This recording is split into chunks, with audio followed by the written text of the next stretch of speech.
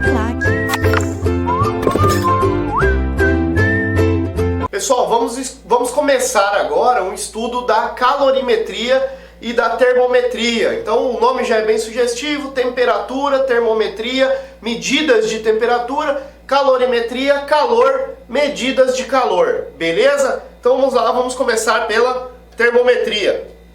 Termometria e as escalas termométricas. Então quando se fala de termometria, eu estou medindo temperaturas. E como isso é uma medida, eu posso medir em escalas diferentes, em unidades diferentes. Professor, mas antes de tudo, qual é a definição da física, qual é o conceito físico sobre o que é temperatura? Então anote aí, está no nosso material. A temperatura, ela mede o nível de agitação térmica das partículas. Então todo o corpo é constituído por partículas, nós sabemos disso. Perdão. E o nível de agitação térmica, o nível de movimentação, de energia cinética dessas partículas, está associado à temperatura deste corpo. Então está dito ali no material, ó, temperatura termodinâmica de um corpo está associada ao grau de agitação das moléculas desse corpo. Em poucas palavras, podemos dizer que um corpo a baixa temperatura apresenta pouca agitação molecular, ou seja, pouca agitação das suas partículas componentes. Ao passo que um corpo que tem altas temperaturas apresenta um grau de agitação molecular intenso, ou seja, muita movimentação interna, muita movimentação molecular, temperatura elevada, por exemplo, 80 graus, quer dizer que as partículas que compõem esse objeto estão com energia cinética elevada ou movimentação elevada. Se o outro corpo tem 10 graus Celsius, isso quer dizer que o nível de agitação das partículas está menor, tá certo? O nível de movimentação das partículas é menor. E nós não podemos confundir, não podemos misturar a ideia de calor com temperatura nesse sentido. O calor, ele tem uma definição relacionada à energia. O calor é a energia térmica em trânsito, que vai de um corpo de maior temperatura para um corpo de menor temperatura. Então imagine que eu coloque aqueles dois corpos anteriores em contato um com o outro. O que eu chamo de calor é esse fluxo de energia que existe do corpo mais aquecido, do corpo mais agitado, de temperatura maior, portanto, para o corpo de menor temperatura. Portanto, a definição de calor melhor ficaria representada conforme está o texto. Ó. Energia térmica em trânsito. É isso que o calor é. É a energia térmica em trânsito. Então, antes de tudo, o calor ele é uma energia. E a temperatura mede apenas o nível de agitação das moléculas, das partículas que compõem determinado corpo. Então, calor é energia. Energia térmica em trânsito, que vai do corpo de maior temperatura para o corpo de menor temperatura. Portanto, o calor ele tem um sentido. O sentido dele é do maior para o menor. Maior temperatura para o de menor temperatura. Beleza? E quais são as escalas, ou seja, quais são as medidas de temperatura que nós usamos, que podem cair na sua prova, o que é cobrado em provas de concurso público? Quais são as escalas, as formas de se medir temperatura? Então as escalas de temperatura baseiam-se, antes de tudo, na comparação entre o que, professor? Por exemplo, entre o sistema gelo-água, ou seja, qual é o ponto, dado uma determinada pressão, a gente sabe que a pressão utilizada como padrão é a pressão ao nível do mar, a pressão de 1 atm. Então, dada essa pressão, uma determinada pressão, qual é o ponto de congelamento da água, ponto de gelo? A gente sabe que, em condições normais de temperatura e pressão, o ponto de congelamento, o ponto de gelo da água, é 0 graus Celsius. Nessa escala, na escala graus Celsius. Mas eu posso medir em outras escalas. E eu posso medir também o sistema, como comparação, água-vapor. Ou seja, ponto de ebulição da água. A água na escala Celsius, a condições normais de temperatura e pressão, ferve ou entra em ebulição a 100 graus Celsius. Vamos ver como que isso é feito na parte matemática. Matematicamente, como que eu relaciono isso? Pessoal, então o que vai cair na prova de vocês, normalmente, são 3 escalas termométricas. Ou a escala Celsius, ou a escala Fahrenheit, ou Fahrenheit, né? E a escala... Pessoal, então o que pode cair na prova de vocês sobre escalas termométricas são as conversões dessas 3 escalas. A escala Celsius, Fahrenheit ou Fahrenheit, né? e escala Kelvin, que é chamada de escala absoluta. A diferença está entre os padrões usados para medir ponto de gelo, ou seja, ponto de fusão, e ponto de vapor, ponto de ebulição da água. Por exemplo, na escala Celsius, o ponto de gelo, o ponto de fusão é 0 graus. E o ponto de ebulição, 100. Mas o padrão usado na escala Fahrenheit é outro. Ponto de congelamento da água aqui, ponto de gelo é 32 graus Fahrenheit. E ponto de ebulição, ponto que a água ferve, em condições normais de temperatura e pressão, 212. Na escala Kelvin, o ponto de congelamento, chamado de escala absoluta, o ponto de congelamento é 273. E o ponto em que a água ferve, 373. Pessoal, vou ser um pouco objetivo aqui. Na hora de deduzir os pontos dessa escala, a equação de cada escala, o que você vai levar em consideração? Vai levar em consideração justamente esses pontos de gelo e vapor. Então a fórmula é montada assim, ó. A temperatura menos o ponto de gelo, então no caso a temperatura Celsius menos o ponto de gelo, sobre, sempre fracionado, sempre o vapor menos o gelo. Ou seja, 100 menos 0. Isso é feito nesse caso também, e eu vou igualar essa escala com essa. Vou fazer a mesma coisa, temperatura em graus Fahrenheit, menos ponto de gelo, 32, dividido por vapor menos gelo, 212 menos 32. E eu vou igualar isso, mesma coisa ali, ó. Temperatura Kelvin, menos ponto de gelo, 273. Depois, vapor menos gelo, 373 menos 273. Bom, apenas para a gente ganhar um tempo aqui, é assim que monta a relação entre as escalas. Mas para a gente fazer de uma maneira mais rápida, se eu simplificar tudo isso, se eu pular algumas etapas aqui para fazer mais rápido, simplificadas essas três escalas, o que eu tenho que lembrar de verdade é, simplificando, 100 menos 0 dá 100. Isso aqui subtraindo essa parte também, simplificando os termos possíveis. Eu vou chegar que a relação entre as escalas é temperatura Celsius sobre 5 é igual a temperatura Fahrenheit menos 32 sobre 9, já simplificada, que é igual a temperatura Kelvin menos 273, também dividida por 5.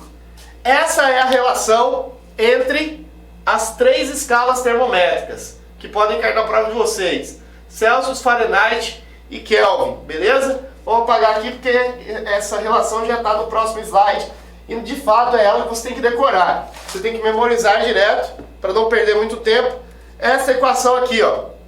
Celsius sobre 5, Fahrenheit menos 32 sobre 9, Kelvin menos 273 sobre 5. É assim que transforma. Dá um exemplo para mim, professor? Vou dar. Olha só, imagine que você tenha 30 graus Celsius. E você quer converter isso em graus Fahrenheit. Aí você vai fazer temperatura Celsius, que é 30, dividido por 5, é igual a temperatura Fahrenheit menos 32 dividido por 9. Beleza? Aí você divide, 30 dividido por 5 é 6. Manda o 9 multiplicando. Beleza? Ficou aqui TF menos 32. 9 vezes 6, multiplica. E depois passa o 32 somando. Vai dar 54 mais 32. Isso é igual a TF. 54 mais 32 vai dar 86.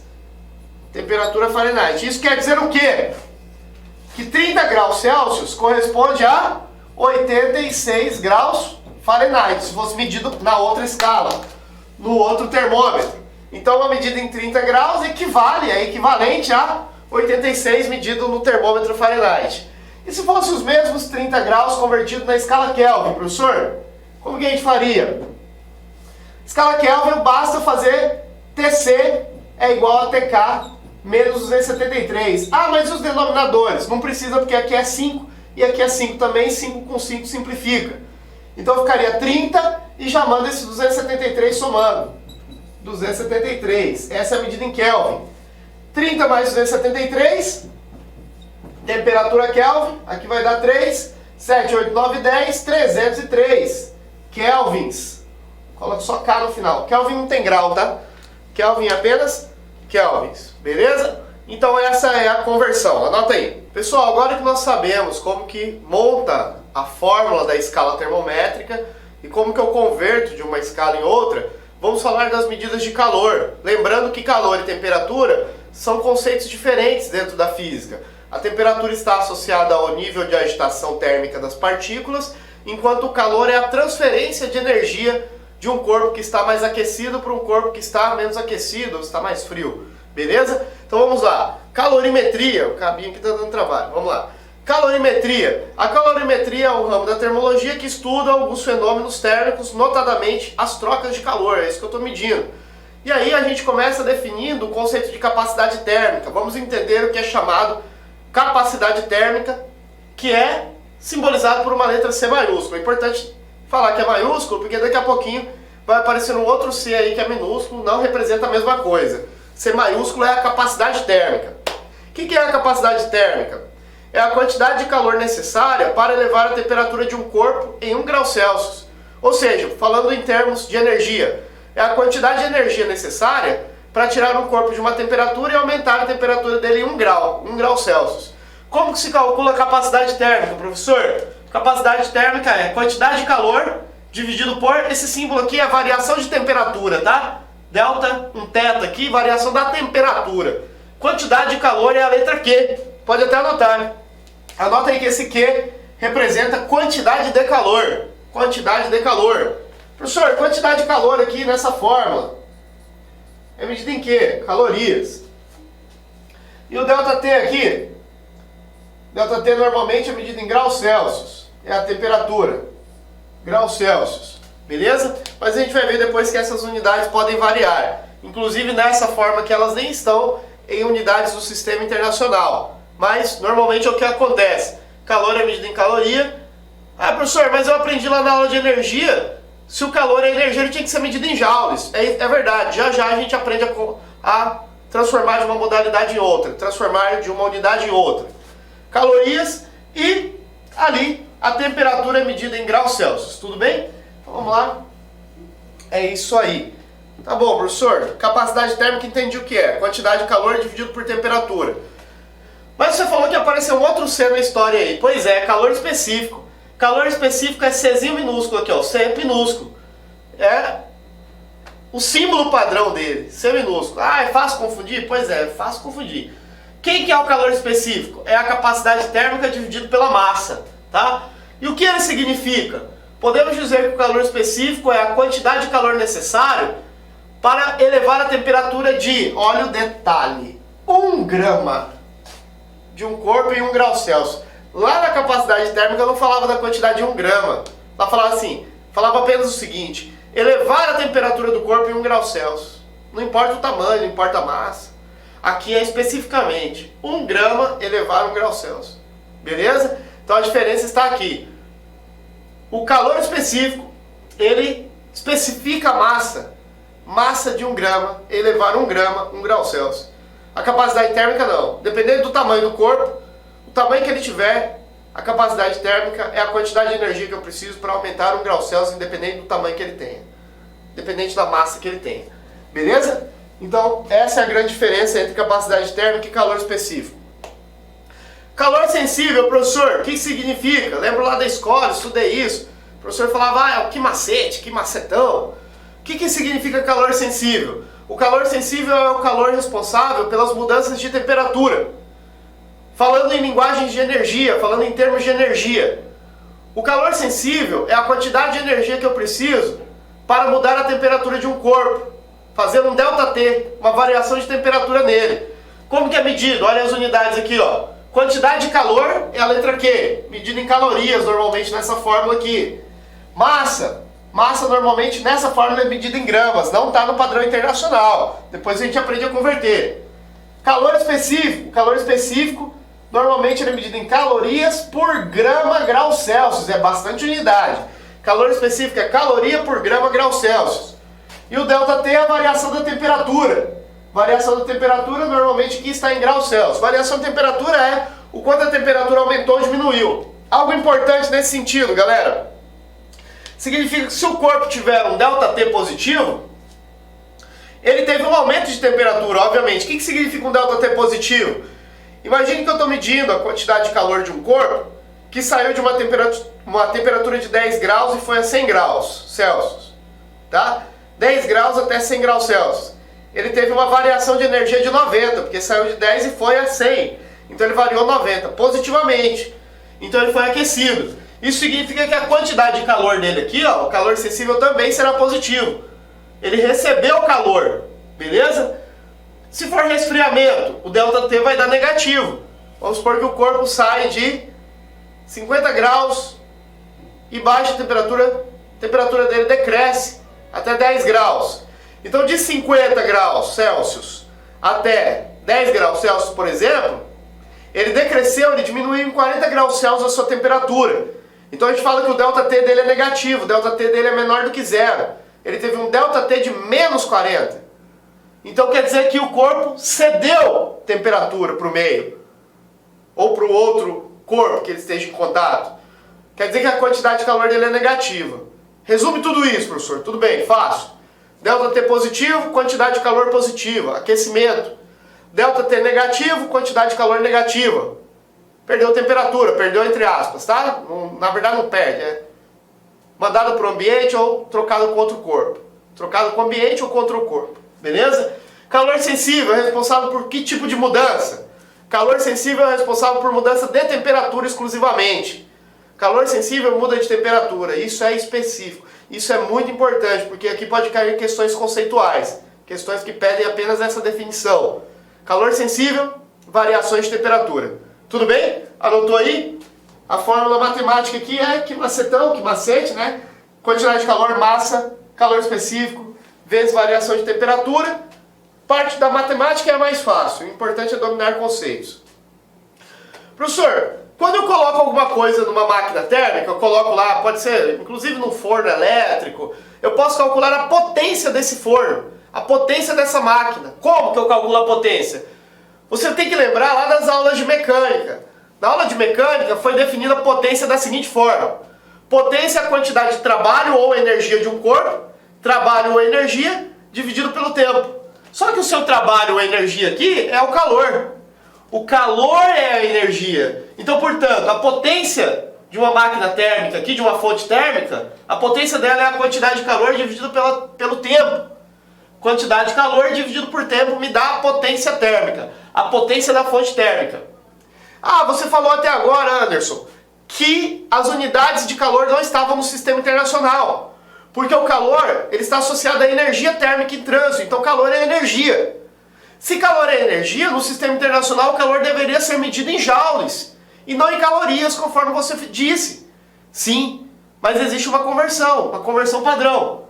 Uma caloria equivale a aproximadamente 4,2 joules, então a gente pode fazer uma regra de 3.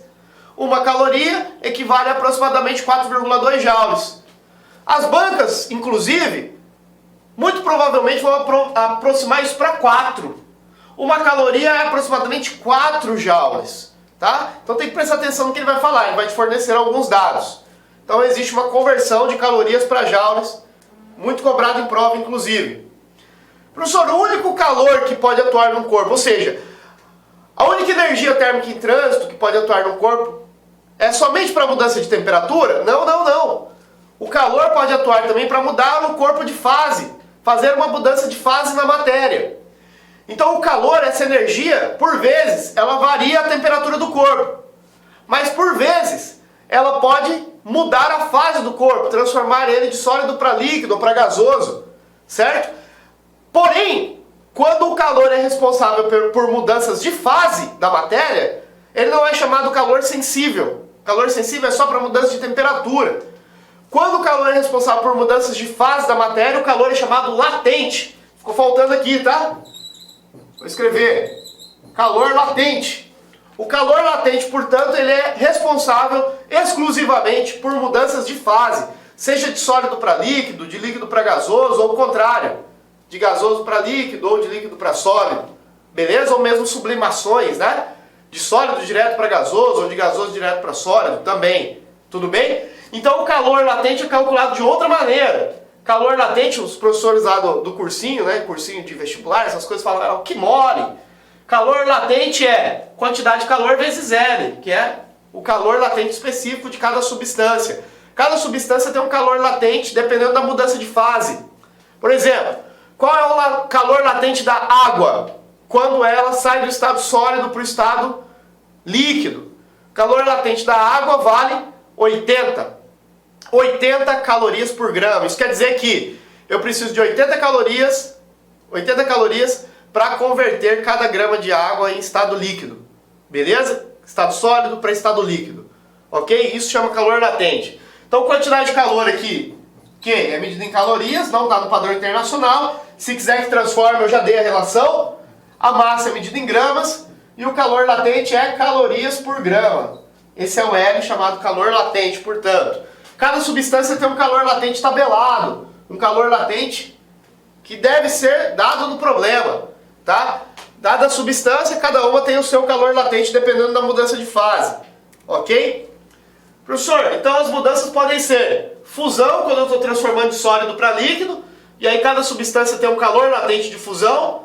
Vaporização, se estiver saindo de líquido para gasoso, cada substância tem um calor latente para vaporização. Da água é um, do álcool é outro, álcool etílico, do etanol é outro, então cada substância tem o seu calor latente. De gasoso para líquido, se for o processo contrário, tá difícil hoje esse trem aqui. Processo contrário é condensação e de líquido para sólido, solidificação. Pode acontecer mudanças diretas de sólido para gasoso, sublimação, ou de gasoso para sólido, sublimação também. Beleza? Essas mudanças de corpos que estão, substâncias que estão a temperaturas menores, provavelmente há substâncias que vão para temperaturas maiores, são mudanças endotérmicas, o contrário, exotérmicas. Em física quase não se pergunta isso, tá? Qual é o gráfico de aquecimento e de mudança de fase da substância? Então imagine aqui, ó, uma substância que está, pode ser a água inclusive, a água no estado sólido, está a menos 50 graus, então em condições normais de temperatura e pressão, menos 50 graus Celsius ela está em estado sólido, é gelo. E aí eu começo a aquecer ela. Qual é o calor que está relacionado neste aquecimento? Nessa região aqui, aqui é calor sensível. Vou colocar a letra S só. Só que quando a água alcança 0 graus, ela muda de fase, ela pode sair do estado sólido para o estado líquido. Se eu continuar fornecendo energia para ela, ela vai passar por um processo de fusão. Esse processo de fusão ocorre devido ao calor latente. Beleza, derreti a água. Derreti tudinho aqui, ó. A água em estado sólido virou água em estado líquido. Derreti, continuo fornecendo energia para ela. Ela vai sofrer aquecimento, de 0, por exemplo, até 100. Então nesse estado aqui, nessa parte, o calor é sensível de novo, porque envolve mudança de temperatura. E aí se eu aquecer a água no estado líquido até 100 graus, ela pode entrar em estado de ebulição, desde que ela esteja em condições normais, temperatura e pressão. Então ela vai ferver aqui, vai entrar em estado de ebulição e pode virar vapor. O calor que atua nessa fase de ebulição, novamente, é o calor latente, mudança de fase. E aí virou vapor. Eu posso aquecer o vapor? Posso, não tem problema. Eu posso continuar esquentando o vapor. Se eu continuar aquecendo, novamente entra aqui o papel do calor sensível. Então, resumindo o que eu estou dizendo, o calor sensível atua apenas nas mudanças de temperatura. E o calor latente atua apenas nas mudanças de fase da matéria. Beleza? Tranquilos? Vamos aqui para mais um comentário, antes de ir para essas questões, tá certo? Então, um último comentário. O equilíbrio térmico. O que significa equilíbrio térmico? Ficou pequeno aqui, deixa eu escrever. O equilíbrio térmico significa que eu vou colocar duas substâncias, uma mais aquecida e uma mais fria, entre aspas, assim. Uma mais aquecida e uma mais fria, uma em contato com a outra. E vou dizer que elas não mudam de fase, elas trocam apenas calor. Tá certo? Existe apenas um fluxo de calor, uma troca de energia aqui, energia térmica e trânsito. Vou falar que esse corpo aqui é o corpo A, e esse corpo do lado aqui é o corpo B. Esse é o A e esse é o B. E vou estabelecer que a temperatura do A é maior do que a temperatura do B. Temperatura do B. Então o fluxo de calor é daqui para lá, ó, da esquerda para a direita. Esses corpos eles vão trocar energia até certo ponto, até certo instante. Até que ponto eles trocam energia, professor? Até que exista o equilíbrio térmico, ou seja, até que a temperatura do A, temperatura final, vou fazer um tracinho aqui, ó, temperatura final do A fique igual à temperatura final do B. Final do B. E como que eu encontro essas temperaturas, Anderson? Como que eu vou encontrar essas temperaturas finais? É dado pela relação ali, ó. Somatória dos calores tem que ser igual a zero. Ou seja, vou fazer de uma maneira inclusive até mais simples do que isso. Vou falar assim que a quantidade de calor, né? A soma das quantidades de calor inicial tem que ser igual à soma da quantidade de calor final. Isso em estado de equilíbrio térmico. Quando que alcança o equilíbrio térmico? O equilíbrio térmico é alcançado quando as temperaturas finais ficam iguais. Esse é o estado de equilíbrio térmico. Beleza? Pessoal, sabendo aí então o que é o equilíbrio térmico do ponto de vista das trocas de calor, trocas de temperatura, falando tudo assim de maneira informal, beleza? O que eu preciso saber, principalmente, é resolver exercícios. Vamos ver como que isso é cobrado em questões. Vamos lá!